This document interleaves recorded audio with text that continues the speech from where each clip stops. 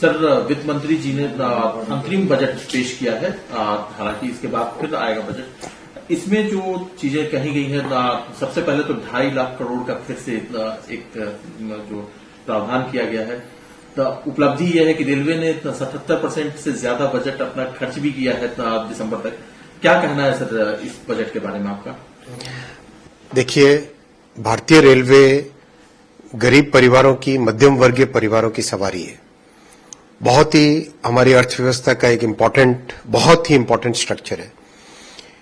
ऐसे important sector को आज से 10 साल पहले तक टोटली इग्नोर किया जाता था। कैपेसिटी क्रिएट करने के लिए जो इन्वेस्टमेंट चाहिए वो नहीं आता था।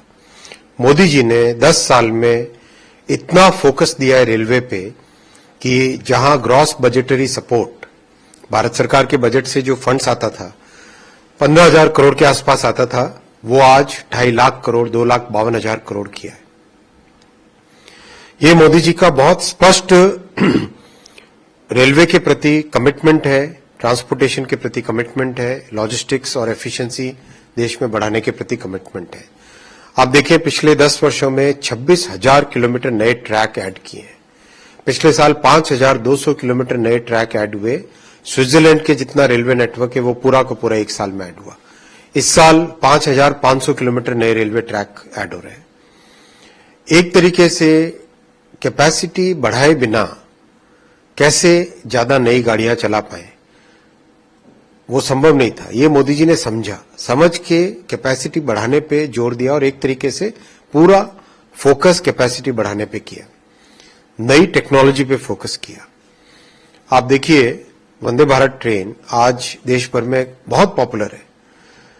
उसका स्लीपर वर्जन आने वाला है जल्दी, वंदे मेट्रो आने वाली है जल्दी, काम अच्छा तेजी से चल रहा है, मार्च तक स्लीपर आ जाएगी।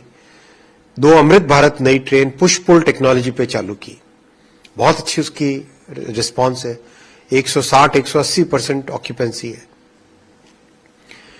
और ज्यादा वो तैयार करेंगे। तो आज के बजट में, इंटरिम बजट में जो 2 बहुत ही महत्वपूर्ण निर्णय प्रधानमंत्री जी ने लिए, वो है पहला corridor based growth, corridor approach. बहुत ही फोकस्ड वे में करीब करीब देश भर में 40,000 किलोमीटर नए रेलवे ट्रैक बिछाने का काम मोदी जी ने आज बजट में निर्णय लिया है। ये एक नया संकल्प लिया है। 40,000 किलोमीटर का मतलब पूरी जर्मनी का रेलवे ट्रैक ऐड कर लो, उतना रेलवे ट्रैक भारत में अगले मोदी जी की अगली टर्म में जोड़ा जाएगा। बहुत बड़ी बात है। इससे कई नई सर्विसेज चालू कर पाएंगे। आज 700 करोड़ पैसेंजर्स को लेके जाते हैं, ट्रैवल कराते हैं, वो 1,000 करोड़ तक पहुंचा पाएंगे। आज 1,500 मिलियन टन कार्गो कैरी करते हैं, वो 3,000 मिलियन टन कार्गो तक कैरी हो सकता है। 90% पॉल्यूशन बचता है, 90%। इतना बड़ा, ये बहुत बड़ा एक स्टेप है। ये 3 कॉरिडोर में एक रेल सागर है जो कि पोर्ट्स के साथ कनेक्टिविटी का, दूसरा एनर्जी मेटल कॉरिडोर है, एनर्जी मेटल और सीमेंट कॉरिडोर है, और तीसरा कॉरिडोर है जो अपने रेलवे का नेटवर्क है, चतुर्भुज की शेप का है और कई इसकी आर्म्स हैं। इस चतुर्भुज को अमृत चतुर्भुज की तरह डेवलप करेंगे। जैसे जहां पे 2 लाइन है वहां पे 4 लाइन करेंगे, जहां 4 है और कंजेस्टेड है उसको 6 लाइन करेंगे, कई जगह एलिवेटेड करेंगे, कई जगह शहरों के बाईपास बनेंगे, कई जगह रेल के ऊपर एक और फ्लाईओवर रेलवे का, जिससे कि ट्रेन को सरफेस पे क्रॉसिंग नहीं करना पड़े। बहुत एक सोची समझी तरीके से, बहुत डिटेलिंग के साथ ये तीनों कॉरिडोर का प्रोग्राम बनाया गया है। इस कॉरिडोर अप्रोच से जो कंजेशन है वो कंजेशन एकदम खत्म हो जाएगा। कंजेशन खत्म होने से वेटिंग लिस्ट का झंझट ही खत्म हो जाएगा। 2030, 2031, 32 के आसपास आते आते वेटिंग लिस्ट का झंझट ही खत्म हो जाएगा। ये मोदी जी ने बहुत सोची समझे तरीके से काम को एक स्पीड दिया है, एक नया विजन दिया है। एग्जिस्टिंग कोचेस जो 40,000 के आसपास हैं उनको अपग्रेड देने का टारगेट दिया है। स्टेशंस 1,300 के आसपास बन रहे हैं, बहुत तेजी से उस पर काम चल रहा है। देश भर में लोग जहां भी मिलते हैं, मैंने कई जगह स्टेशन पे जाके काम स्वयं भी देखा है, बहुत अच्छी प्रोग्रेस है। पूरा एक टोटल ट्रांसफॉर्मेशन रेलवे का हो रहा है। सर, क्या हम कह सकते हैं कि ये जो कॉरिडोर की घोषणा की गई है बनाने की, तो ये सबको साथ लेकर अर्थव्यवस्था का विकास करना है, उसकी एक मोदी जी कहते हैं कि 2047 तक विकसित भारत बनाना है और सबको साथ लेकर के चलना है। क्या उसी का एक बिल्कुल, ये विकसित भारत की फाउंडेशन है। विकसित भारत की फाउंडेशन में जो हमारे वंचित रह गए, जो मोदी जी कहते हैं 4 स्तंभ, माताएं बहनें, अन्नदाता यानी किसान, नौजवान, युवा और गरीब, इन चारों वर्गों को, इन चारों स्तंभों को कैसे मजबूत बनाएं, और ये चारों के चारों को डेवलपमेंट के आयाम में लाने के लिए बहुत जरूरी है रेलवे का नेटवर्क वर्ल्ड क्लास बने, क्योंकि गरीबों की सवारी है, मध्यम वर्ग की सवारी है रेलवे।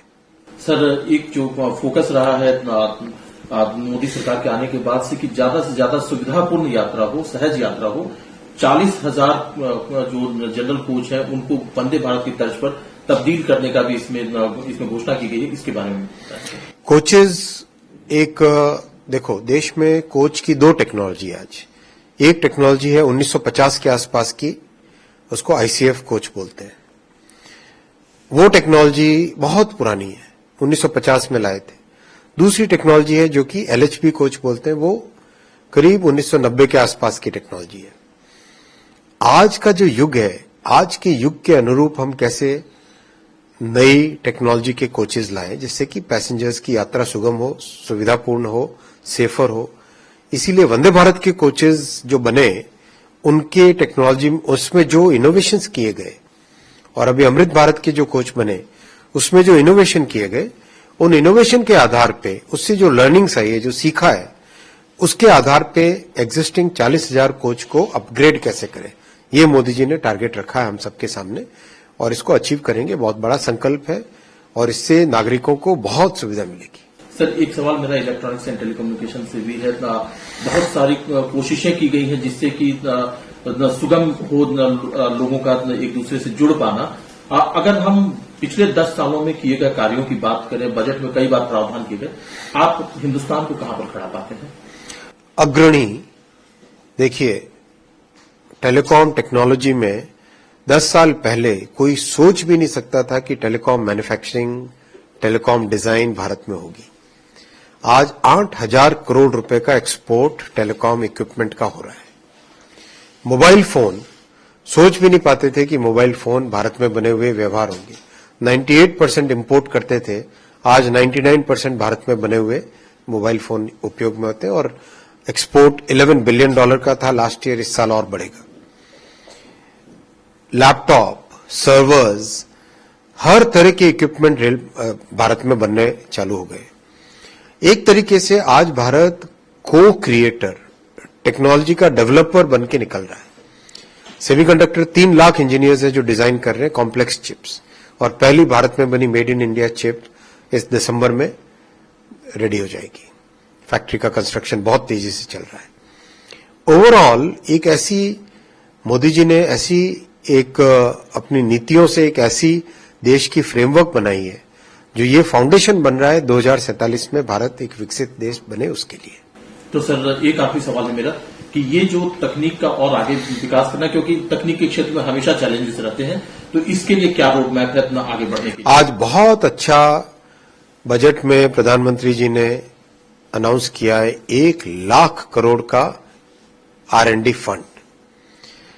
करीब करीब 20 ऐसे नए हाईटेक प्रोडक्ट्स हैं जिसका डेवलपमेंट का काम चालू करेंगे इस 1 लाख करोड़ के फंड के जरिए से।